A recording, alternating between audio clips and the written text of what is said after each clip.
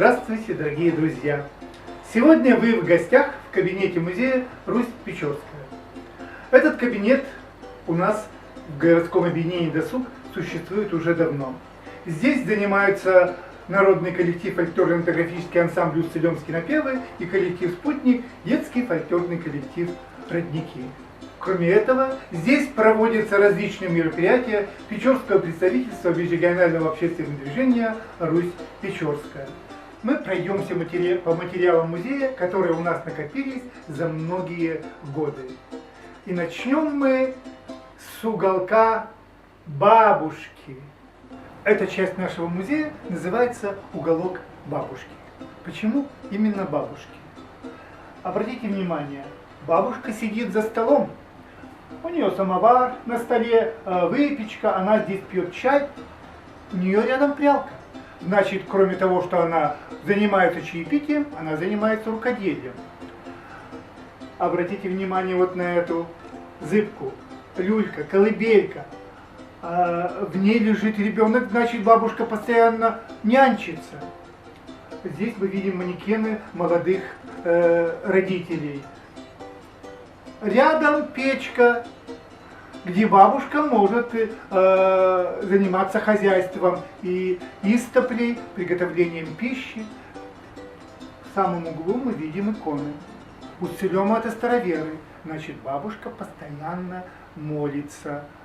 Так как бабушка занимается рукоделием, придет на прялке, значит, она занимается и вязанием. Сейчас я вам покажу вот такие вязаные изделия. Это писаные мужские чулки. А здесь конкретно усть-илемский орнамент. Таких орнаментов нет ни у коми, у соседей, ни у соседей немцев. Также нет и в Архангельской губернии. А вот это уже женские. Почему они не украшены до конца? А потому что женщины носили длинные сарафаны, и чулки эти были не видны. А сарафаны, они сами по себе были очень красивыми, были и есть, и сейчас их носят. Большой популярностью не только усть-илемов и горожан нашей республики, но и в других регионах пользуются усть-илемские рукавички. Их называют исподочки. Вот такие женские рукавицы. Обратили внимание, бабушка нянчит внука. Почему внука? Да потому что у него под кроватью стоит деревянный конь. У девочки не может стоять деревянный конь. Если была девочка, у девочки наверняка была бы вот такая кукла. Из полена, да, повязанная платочком.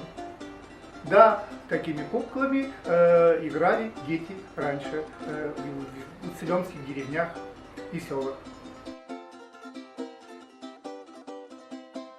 Давайте обратим внимание на одежду здесь присутствующих. Бабушка одета в рубаху, в рукава, которая состоит из верхней части лифа и нижней части стана. И сарафанчик. Сарафанчик, он вот такого покроя. Теперь носят бабушки такие сарафанчики. Давайте посмотрим на молодых. Ну, жених у нас одет по-мужски, рубаха, и он в войлочных бурках. А это молодка, она в свадебном наряде. Такой наряд она могла носить до 5 лет. Молодкой считаются женщины, вышедшие замуж до 5 лет. На голове называется повойник. Правильно, конечно, это будет повойник, от слова одеть его и выть, плакать. И повязан он золотой половинкой. Этому повойнику не 1 сотня лет.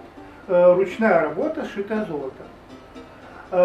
Также на ней рубаха, которая называется рукава, сарафан, коротенько и цепи. Усть-илемки никогда не носят с такими нарядами бусы. Обязательно должны быть цепи. И на одной из цепей висит родовой крест, который спрятан под сарафаном. его не должны видеть. Так как мы находимся в бабушкином углу, то этот угол называется еще и кутом. Кут, закуток. Ну, в кути или за печкой всегда была полица, на которой хранилась домашняя утварь. Вот здесь мы видим деревянную тарелку, на которой могли нарезать хлеб. Тут же деревянный ковш для питья воды. В самом углу стоит катка с водой. Бабушка занимается выпечкой. Муку всегда просеивали. У нас и старинное сито есть. Да, это из музеев самой Устцильмы. В нашем музее оказалось.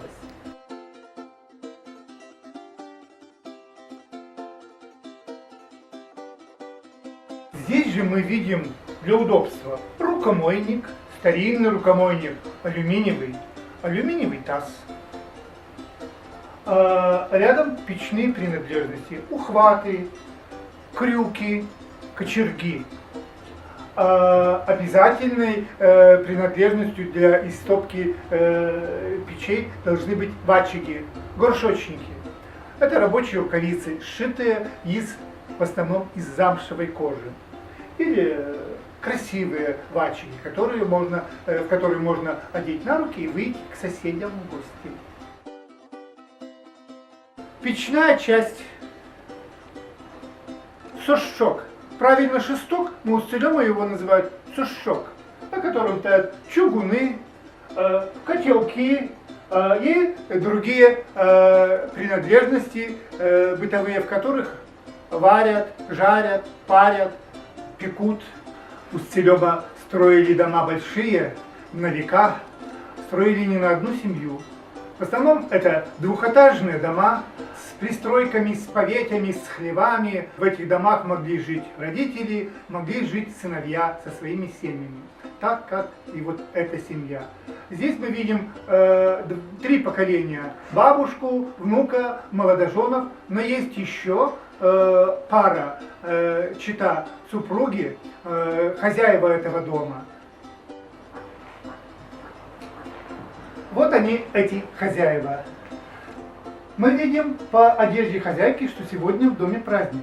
А как не праздник? В гости пришли молодожены. Почему мы видим, что праздник? Да по наряду. Видите, на хозяйке цепи золотые, она в нарядном сарафане. Праздник удался. Хозяин-то с рыбой, с уловом пришел. Видите, он семгу держит в руках. На нем тоже видим необычная одежда, зимняя одежда. Верхняя часть — это совик суконный с капюшоном. Его шили для удобства с тесными манжетами, с едва пролезаемой головой в горловине. На ногах у него коты. В обрезанные валенки нет, но они не обрезаны, их так изготавливали. И пришита ткань до бедра. Верхняя часть перевязывалась к ремню. В такой обуви очень удобно бродить по снегу. Снег не попадет в валенки, и очень даже тепло. И подвязаны коты вот такой оборой. Это не пояс, это обора. Обобрать. Мы всегда рады гостям в нашем кабинете музея Русь Печорская.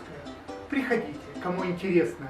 Будете заниматься в детском фольклорном коллективе «Родники», в народном коллективе фольклорно-этнографическом ансамбле «Уццилёмские напевы» и станете членами Печорского представительства межрегионального общественного движения «Русь Печорская».